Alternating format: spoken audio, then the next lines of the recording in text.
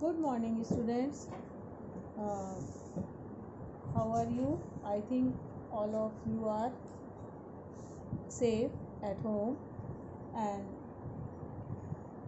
today we start our sixth chapter, continuing, in which we discuss what are the organs of the UNO and how they work.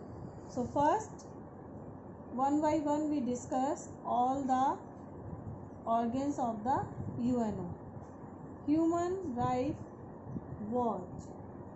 Human Rights Watch, it is a international NGO involved in research and advisory on human rights. इसका क्या work होता है बेटा? ये करता है, ये एक NGO है और ये वर्क करता है कि और एडवाइस करता है, डिसीज़न लेता है कि ह्यूमन्स के डेवलपमेंट के लिए क्या क्या वर्क होने चाहिए.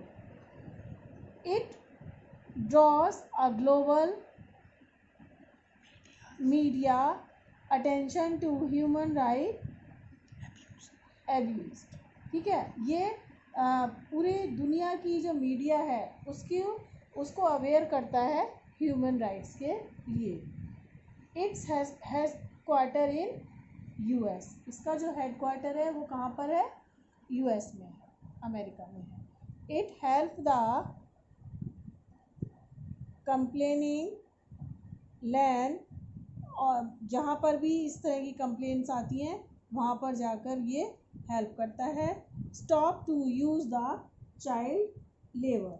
ठीक है, और ये इसका मेन वर्क होता है, क्योंकि बेटा बच्चों से काम कराना भी कोई ह्यूमन वर्क नहीं होता. छोटे छोटे बच्चों से, है ना, देखते हो आप, पिटाई भी होती है उनकी. तो क्या है, तो इसमें क्या है, it draw a global media attention to human right abuse.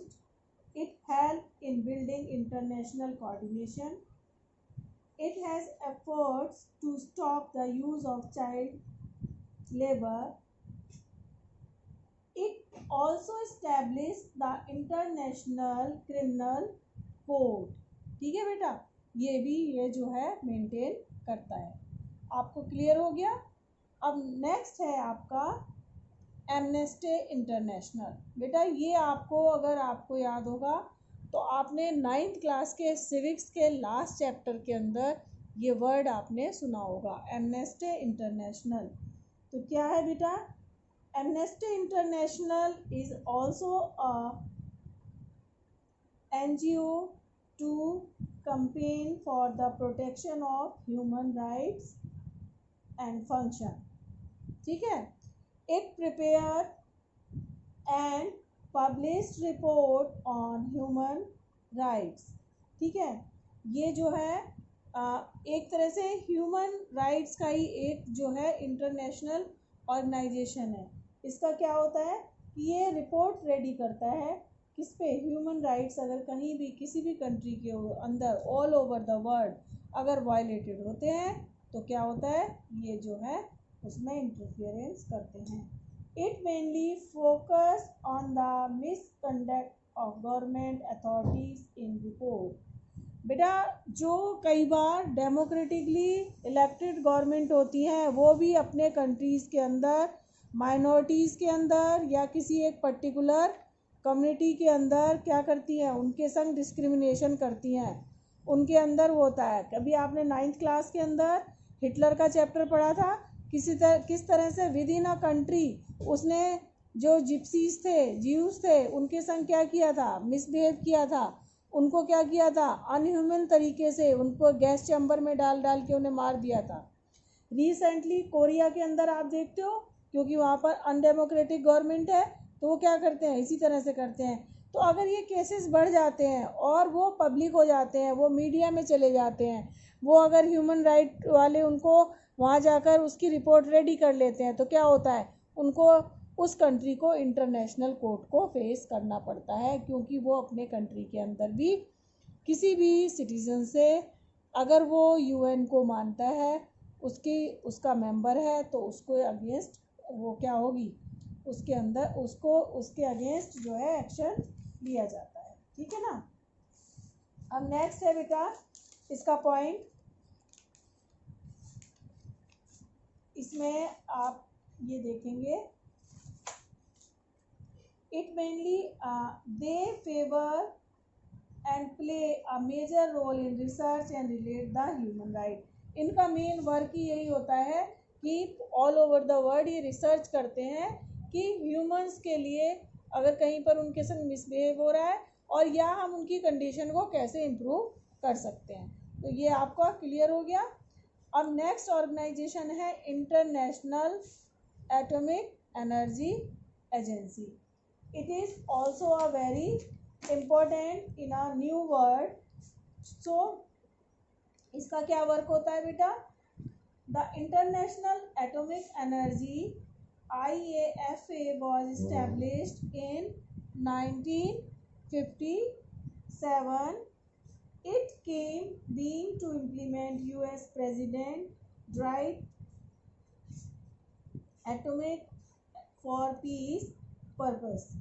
क्या हुआ था, ये जो अमेरिकन प्रेसिडेंट थे उनका ये कहना था कि जो एटॉमिक पावर है इसको हम अपने डेवलपमेंट और रिसर्च के लिए यूज़ करें, ना कि एक दूसरे कंट्री को डिजास्टर के लिए इसे यूज़ करें।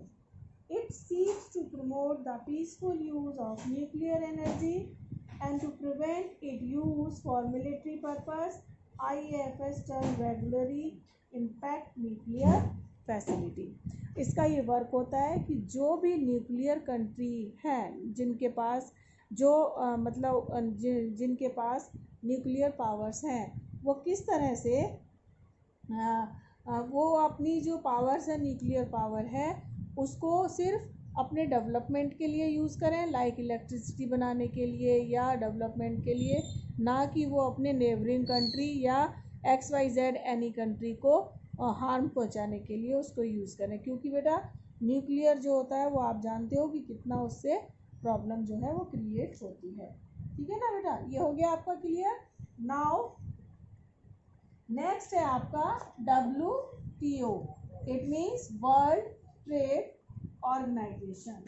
The World Trade Organization is an international organization which sets the rules for global trade। The organization was set up in 1995 and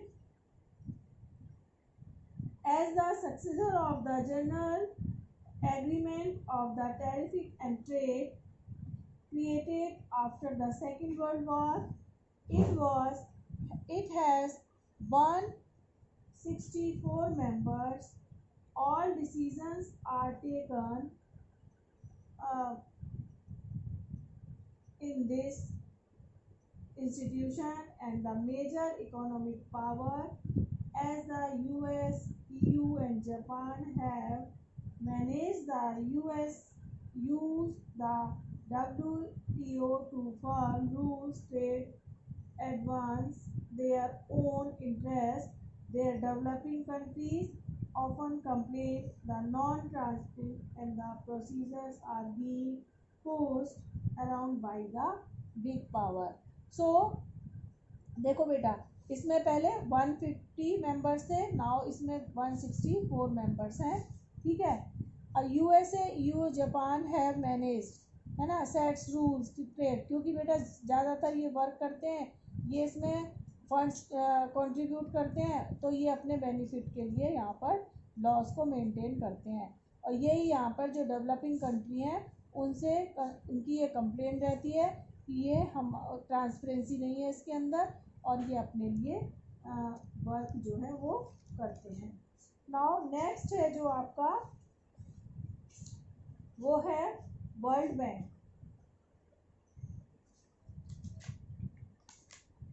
world bank ये भी आप सब जानते हो, वर्ल्ड बैंक जो है वो UN का एक ऑर्गन होता है जिसमें ऑल कंट्रीज जो इसके मेंबर हैं और जो बिग पावर्स हैं उसके अंदर वो ज़्यादा इसके अंदर कंट्रीब्यूट करती हैं। वर्ल्ड बैंक ऐसे होता है जैसे बेटा आपका इंडिया के अंदर बैंक्स होते हैं, ये हमारा इंटरनेशनल बैंक होता है, ठीक है। The world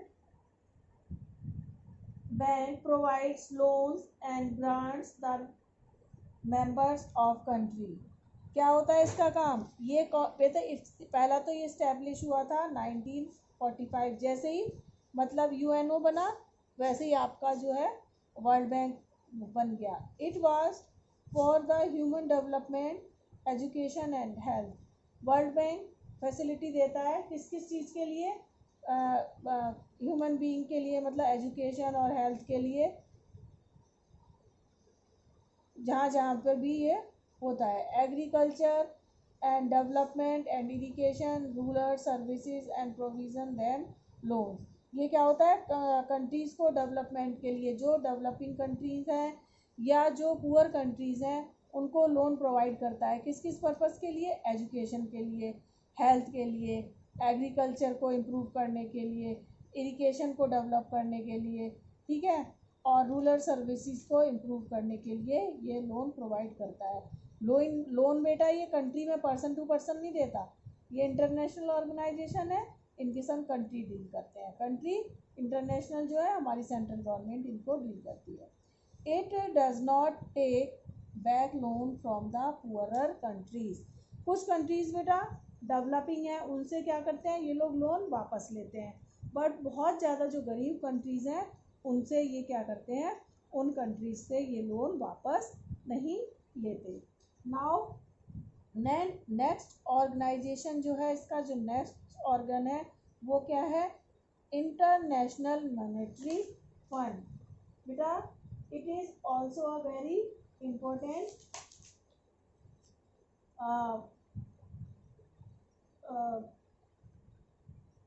important organ of UNO, International Monetary Fund. So some organizations had played a very important role in the role after the Cold World War. After the cold war. Cold war हम बहुत discuss कर चुके हैं 12th class के अंदर। IMF and the international monetary fund is an international organization that oversees the financial, institutional and the regulation that act at the international level. The IMF has 189 members countries, but they do not enjoy the equal status. The top 10 countries have more than 52% of the vote. समझ में आ रहा है आपको? मतलब इसके total members कितने हैं? 189, but जो स्टार्टिंग के टॉप हैं 10 उसमें 52% जो है वो पावर लेने की उसके अंदर कैपेसिटी होती है, ठीक है। They are G8 members. इनको क्या कहा जाता है बेटा? They are called G8 members, ठीक है। कौन कौन से हैं ये?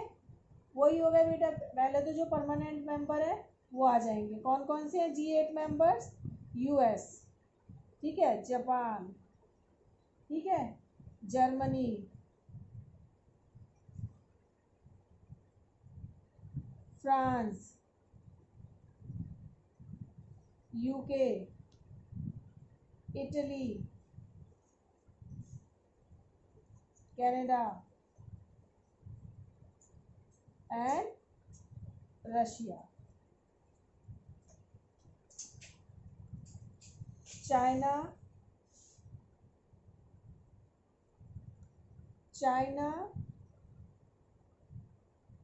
And Saudi Arabia,